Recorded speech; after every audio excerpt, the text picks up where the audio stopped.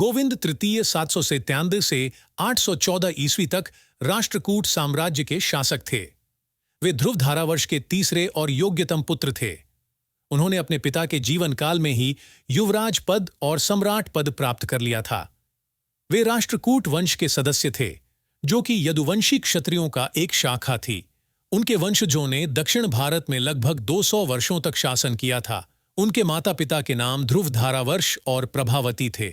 उनके राज्य का नाम राष्ट्रकूट राज्य था, जो कि दक्षिण भारत के देक्कन पठार के उत्तरी भाग में स्थित था।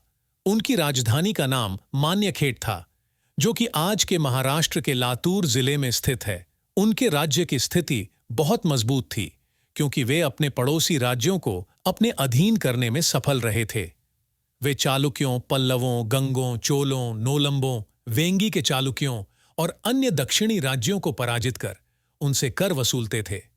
वे उत्तर भारत में भी अपनी प्रभुता स्थापित करने के लिए गए थे। वे गुर्जर प्रतिहारों, पालों और कन्नौज के शासकों को हराकर उनसे अधीनता स्वीकार करवाते थे।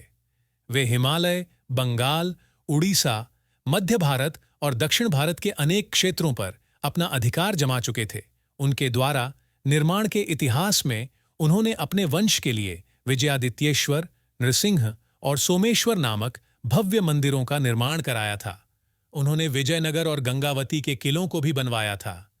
गोविंद तृतीय अपने बड़े भाई स्तंभ का विरोध किया, जो कि उनके राज्याधिकार को चुनौती दे रहा था। स्तंभ ने दक्षिण के 12 राजाओं का एक संघ बनाया, जिसका नेतृत्व पल्लव राजा दंतिवर्मन ने किया था। गोविंद ने इस संघ को पराजित करके अपनी विजय स्थापित की। गोविंद तृतीय गंग राजा शिवमार को पुनः कैद करके गंगवाड़ी को अपने अधीन कर लिया। उन्होंने अपने भाई स्तंभ को गंगवाड़ी का गवर्नर नियुक्त किया। गोविंद तृतीय पल्लव राज्य को 2 बार आक्रमण करके उसे अपने अधीन करने का प्रयास किया। पहली बार उन्होंने पल्लव राजा दंतिवर्मन को हराया और दूसरी बार उन्होंने उसके उत्तराधिकारी नंदीवर्मन को हराया।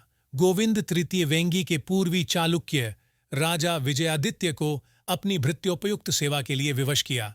गोविंद तृतीय उत्तर भारत की ओर अभियान चलाए और गुर्जर प्रतिहार राजा नागभट्ट द्वितीय, पाल राजा धर्मपाल और कन्नौज के शासक चक्रायुध को हराकर उनसे अधीनता स्वीकार करवाया।